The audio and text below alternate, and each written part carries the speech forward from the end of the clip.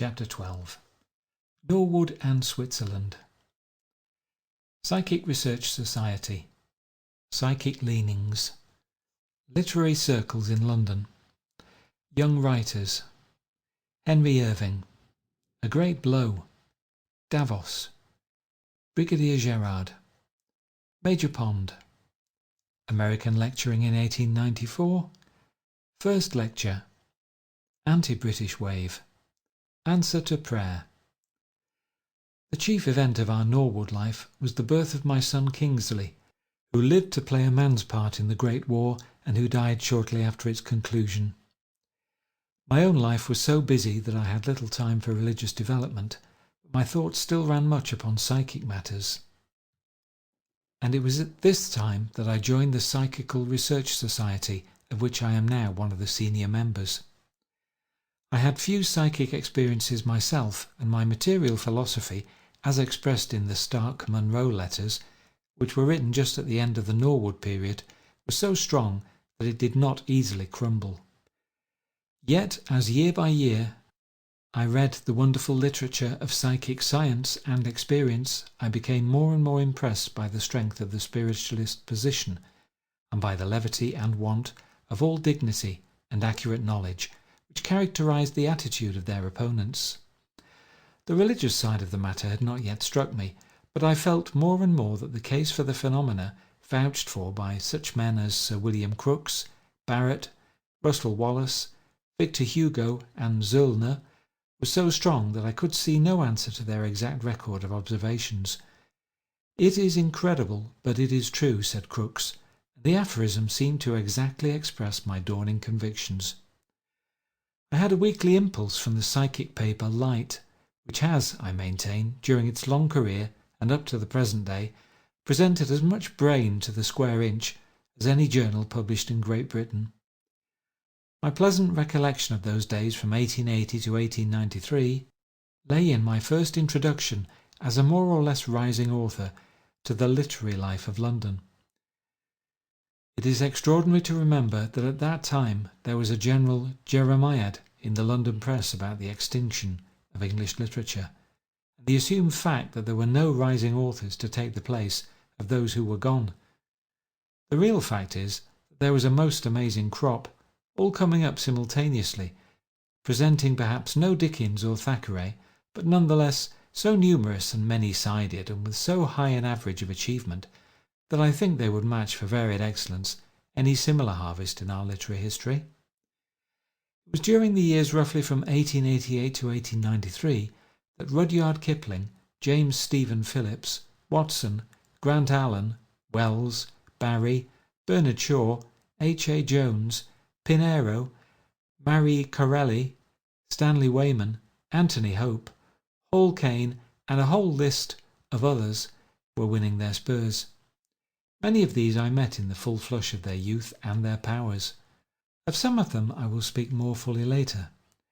As to the old school, there was certainly somewhat of a declension, and the newcomers found no very serious opposition in gaining a hearing. Wilkie Collins, Trollope, George Eliot, and Charles Reade had passed.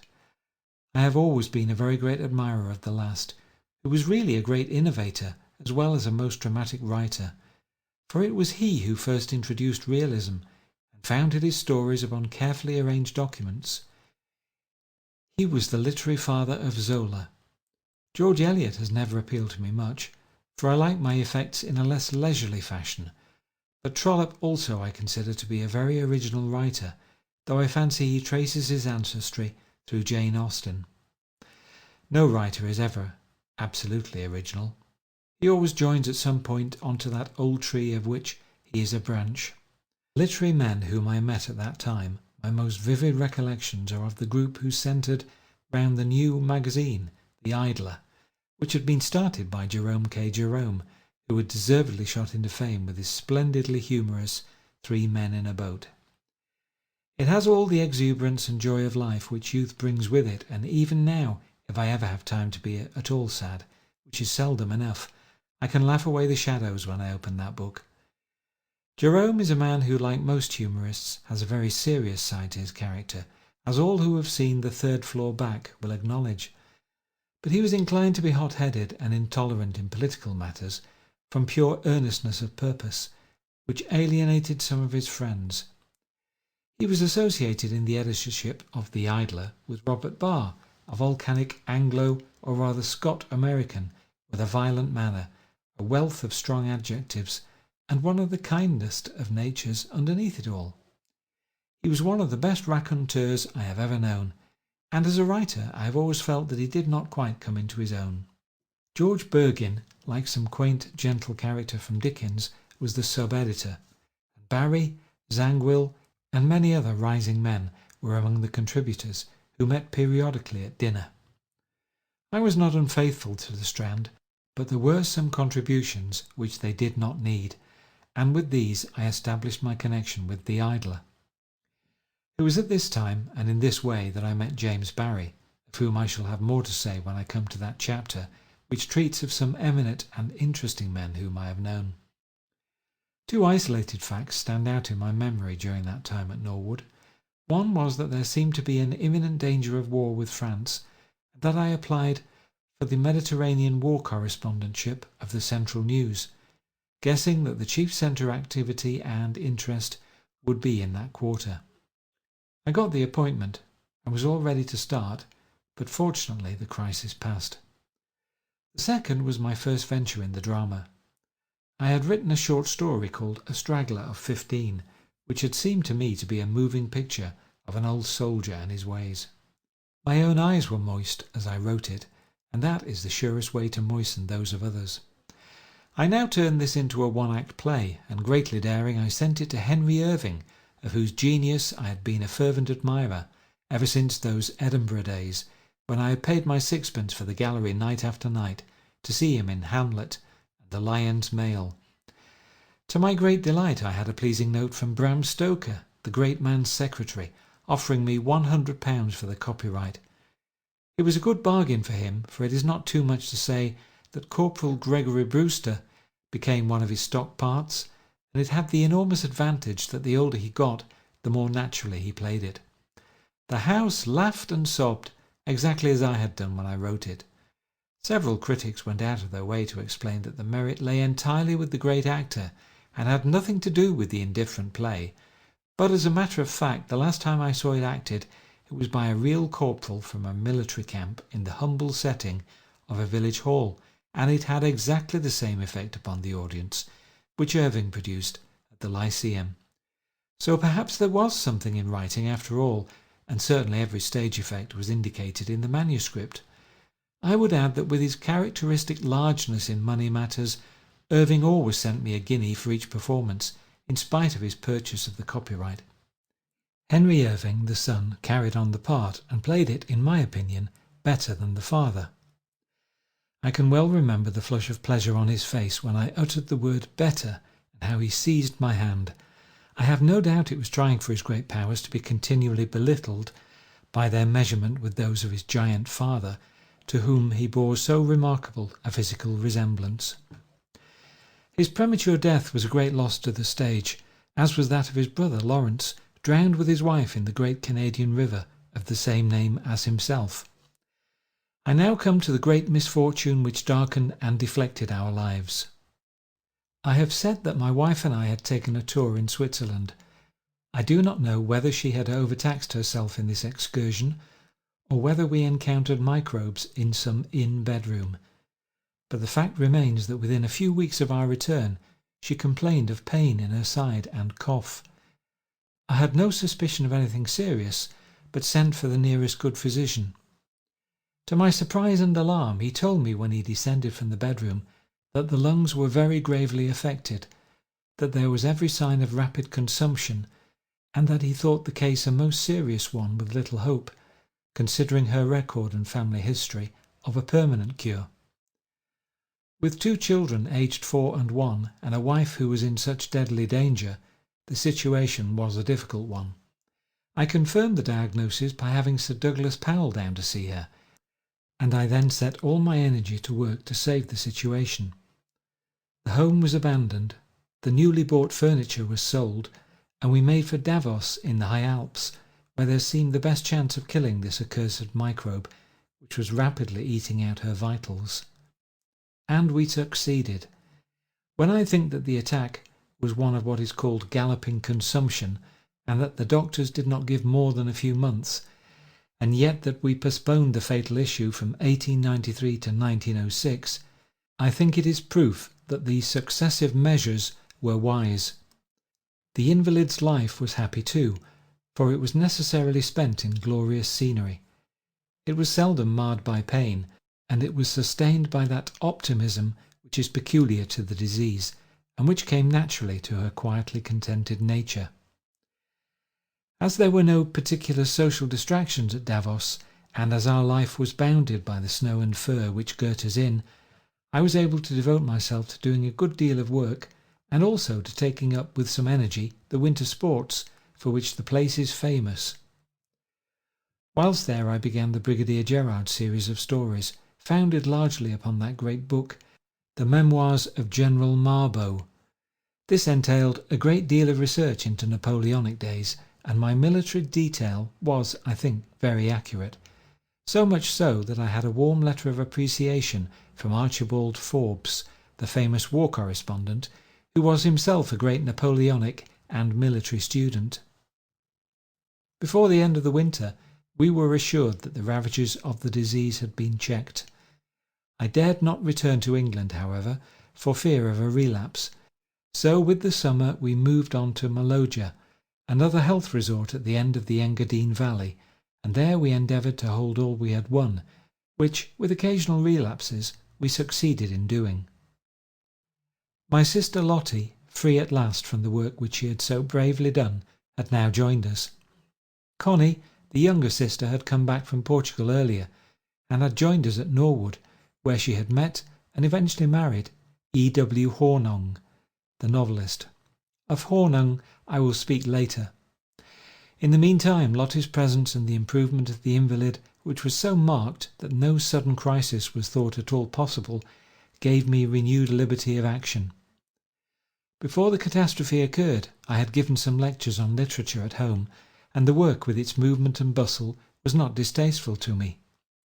Now I was strongly pressed to go to America on the same errand, and in the late autumn of 1894 I set out on this new adventure.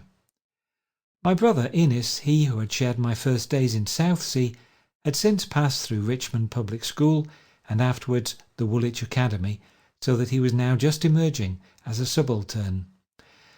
As I needed some companion, and as I thought that the change would do him good, I asked him to come with me to the States. We crossed on the ill-fated German liner Elbe, which a very short time afterwards was sunk in collision with a collier in the North Sea. Already I observed evidence of that irrational hatred of the British, which in the course of 20 years was to lead to so terrific a result, involving the destruction of the German Empire.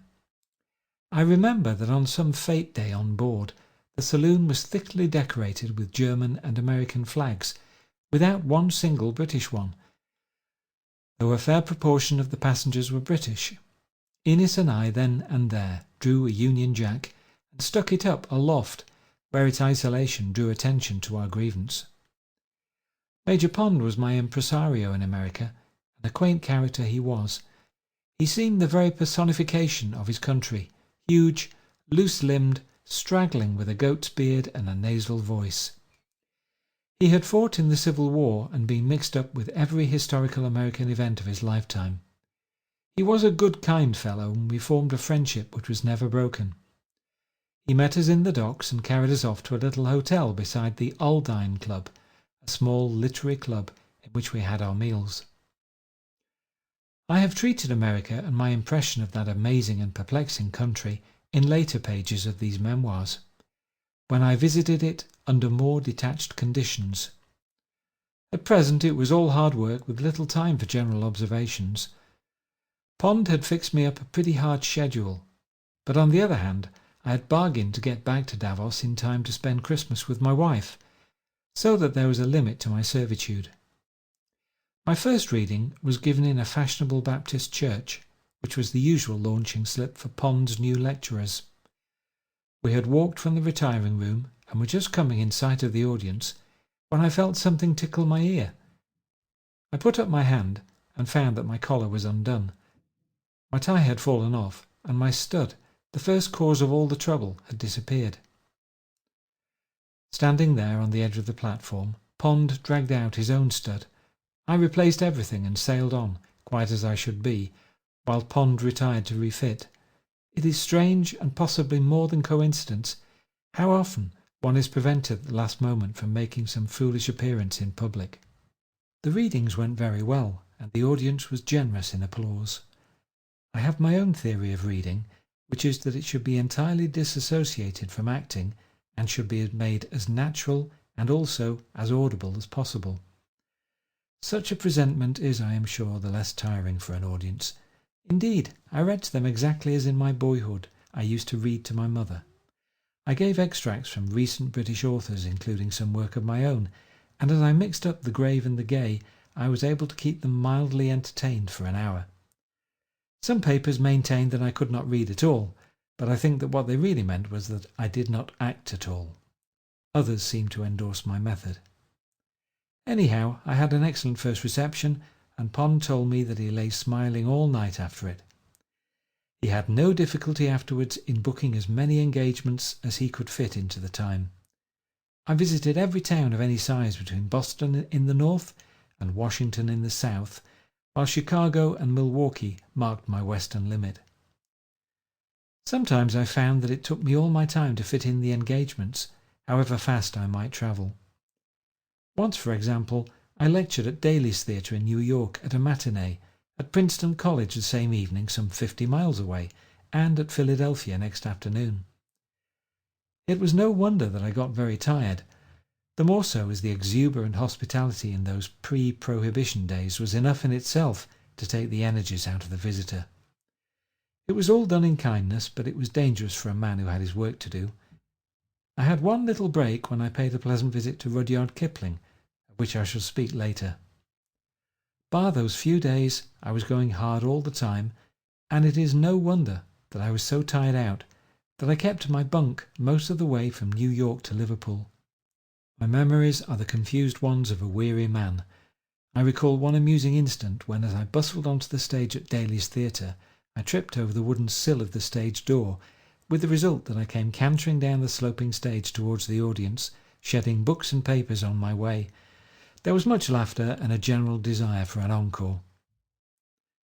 Our visit was marred by one of those waves of anti-British feeling which sweep occasionally over the States, and which emanate from their own early history, every grievance being exaggerated and inflamed by the constant hostility of Irish pressmen and politicians.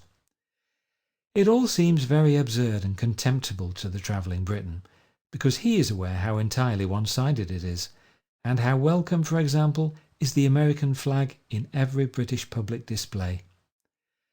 This was not known by the home-staying American, and probably he imagined that his own country was treated as rudely by us as ours by his. The Dunraven yacht race had given additional acerbity to this chronic ill-feeling, and it was very active at the time of our visit. I remember that a banquet was given to us at a club at Detroit, at which the wine flowed freely, and which ended by a speech by one of our hosts in which he bitterly attacked the British Empire. My brother and I, with one or two Canadians who were present, were naturally much affronted, but we made every allowance for the lateness of the evening. I asked leave, however, to reply to the speech, and some of those who were present have assured me that they have never forgotten what I said. In the course of my remarks I said, "You Americans have lived up to now within your own palings, and know nothing of the real world outside, but now your land is filled up and you will be compelled to mix more with the other nations. When you do so, you will find that there is only one which can at all understand your ways and your aspirations, or will have the least sympathy. That is the mother country, which you are now so fond of insulting. She is an empire, and you will soon be an empire also, and only then will you understand each other, and you will realize that you have only one real friend in the world." It was only 2 or 3 years later that there came the Cuban War, the episode of Manila Bay, where the British commander joined up with the Americans against the Germans, and several other incidents which proved the truth of my remarks. A writer of average income is bound to lose pecuniarily upon a lecture tour. even in America, unless he prolongs it very much and works very hard indeed. By losing, I do not mean that he is actually out of pocket, but that he could have earned far more if he had never gone outside his own study. In my own case, I found, after our joint expenses were paid, that there was about £1,000 over.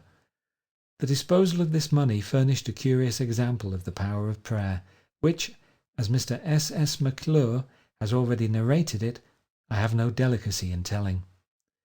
He tells how he was endeavouring to run his magazine, how he was down to his last farthing, how he dropped on his knees on the office floor to pray for help, and how on the same day an Englishman who was a mere acquaintance walked into the office and said, "McClure, I believe in you and in the future of your magazine," and put down £1,000 on the table. A critic might perhaps observe that under such circumstances, to sell 1,000 shares at face value was rather hard upon the ignorant and trusting buyer. For a long time I could clearly see the workings of Providence as directed towards Sam McClure, but could not quite get their perspective as regards myself. But I am bound to admit that in the long run, after many vicissitudes, the deal was justified both ways, and I was finally able to sell my holding 20 years later at a reasonable advance. The immediate result, however, was that I returned to Davos with all my American earnings locked up, and with no actual visible result of my venture. The Davos season was in full blast when I returned, and my wife was holding her own well. It was at this time, in the early months of 1895, that I developed ski running in Switzerland, as described in my chapter on sport. We lingered late at Davos, so late that I was able to lay out a golf course, which was hampered in its start by the curious trick the cows had of chewing up the red flags.